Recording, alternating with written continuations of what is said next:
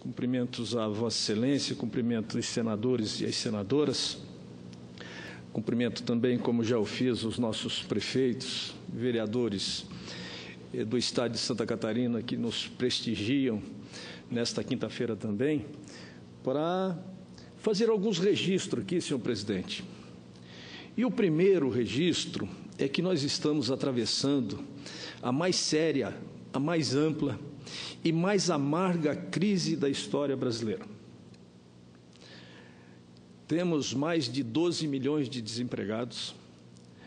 A recessão vem destruindo os orçamentos domésticos, os orçamentos públicos e os orçamentos privados. Os estados, os municípios, à beira da falência.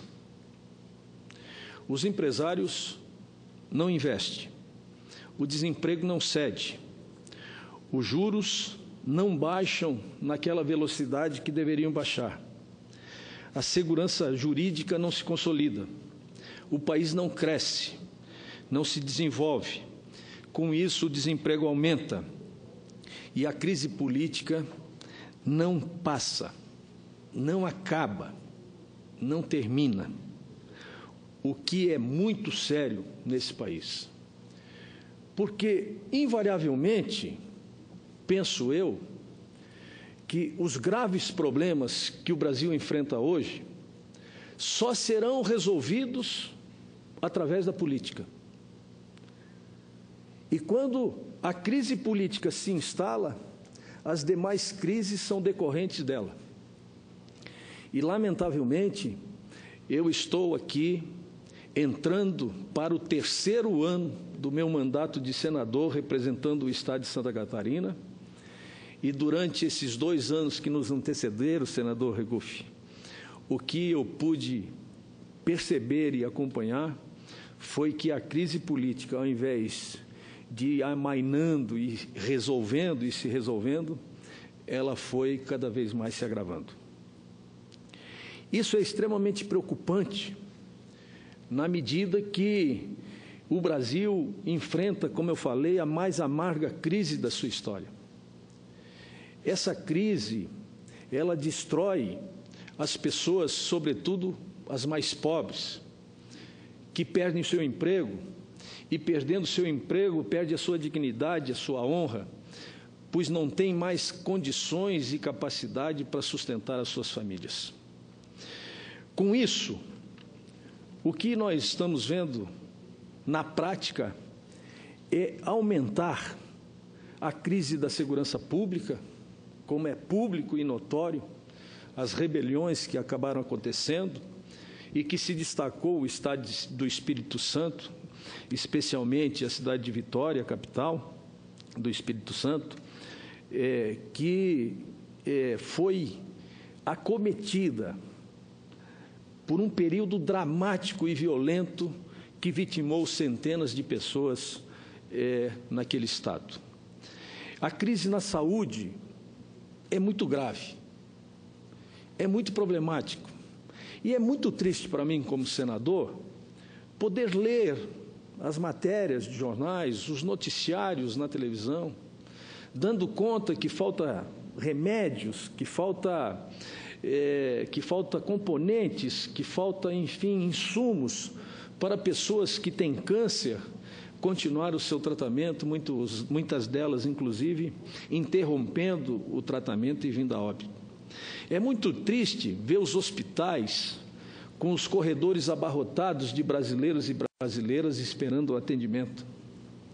É muito triste não conseguir, por mais que a gente queira e deseja, enxergar um horizonte capaz de transformar e alterar essa triste realidade que nós estamos vivendo no presente.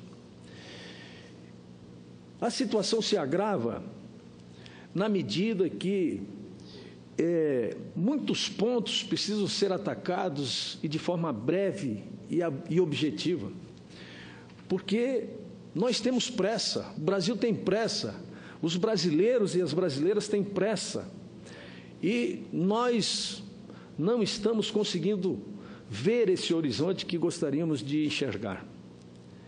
O que nós estamos vendo é que, muito embora 2017 começou com viés que parecia que ia trazer um impulso capaz de melhorar a economia, com a redução pequena, mas um indício de que poderia melhorar, com a redução dos juros, porque a inflação ela vem caindo sistematicamente, e com isso, dizem os economistas, eu não sou economista, que o juro só pode baixar se a inflação estiver sob controle e estiver baixa. Eu sempre entendi que a inflação, ela se aplicava no Brasil, aliás, ela foge do controle por vários aspectos, certamente, mas eu quero destacar um. O primeiro é a demanda reprimida dos preços públicos, que quando você tem que reajustar os preços, evidentemente que tende a aumentar a inflação. E a outra é o excesso de consumo. Quanto maior for o consumo, maior, vamos dizer assim, é a capacidade de a inflação se instalar. Ora, se nós temos 12 milhões de desempregados hoje, se nós temos mais 8 milhões de pessoas subempregadas que não estão trabalhando na sua plenitude, isso dá 20 milhões de brasileiros e de brasileiras. Se nós multiplicarmos 20 milhões de brasileiros e brasileiras por 4, que é o número médio da família brasileira, nós vamos chegar a 80 milhões de brasileiros, quase 50% da população brasileira que hoje vive em dificuldade nesse país. Por isso é que nós temos que ter pressa. Por isso é que nós temos que ter atitude para enxergar essa triste realidade e avançar num pacto nacional capaz de escrever uma nova página na história do Brasil.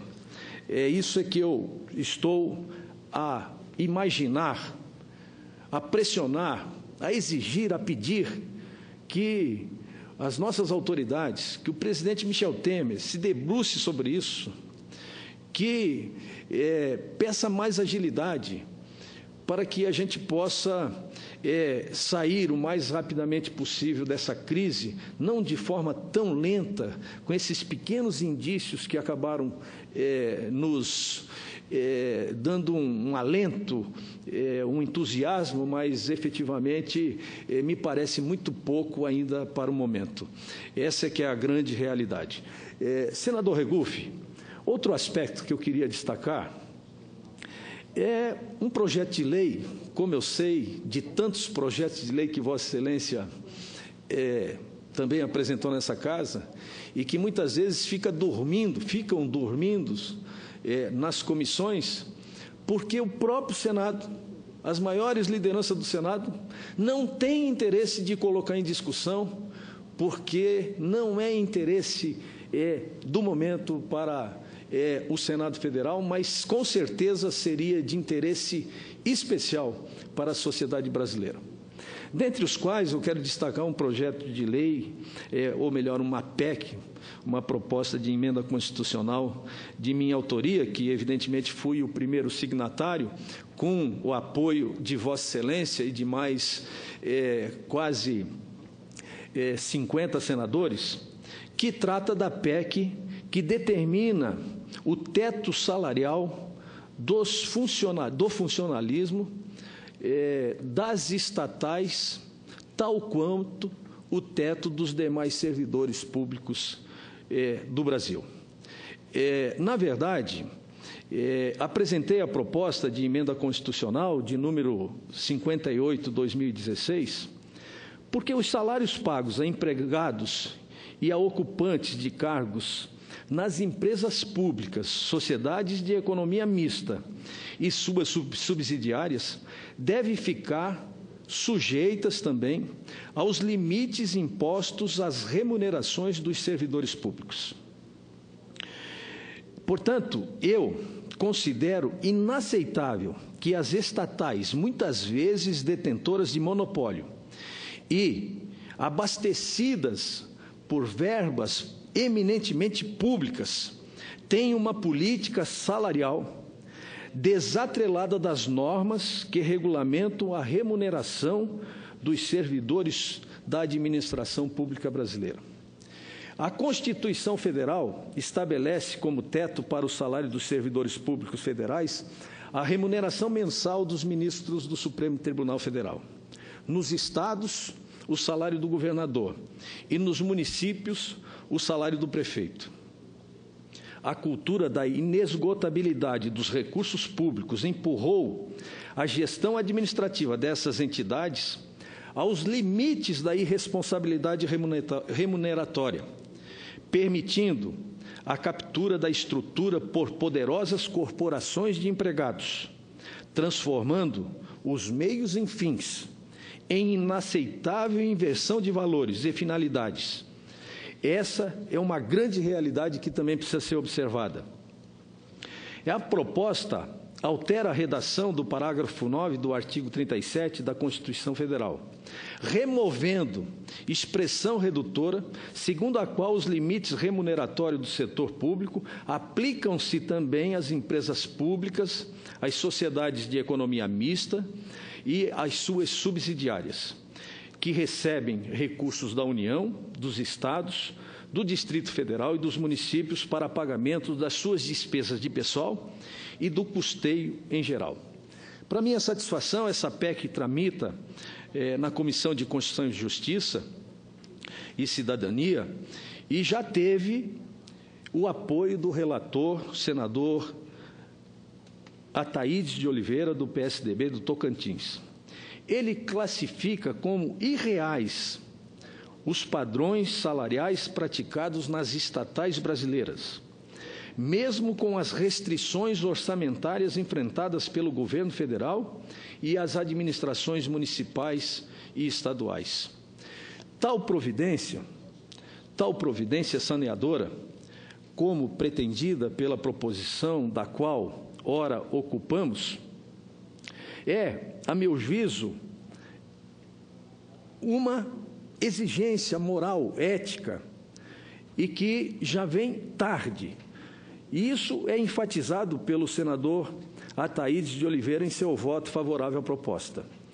Portanto, após ser examinada essa proposta no Senado, na Comissão de Constituição e Justiça, que já tem parecer, mas ainda não foi examinada, ela segue o seu trâmite para as demais comissões. E eu espero que essa seja uma PEC que possa também seguir com a rapidez, tal qual outras PECs aqui já foram aprovadas por esse Senado Federal.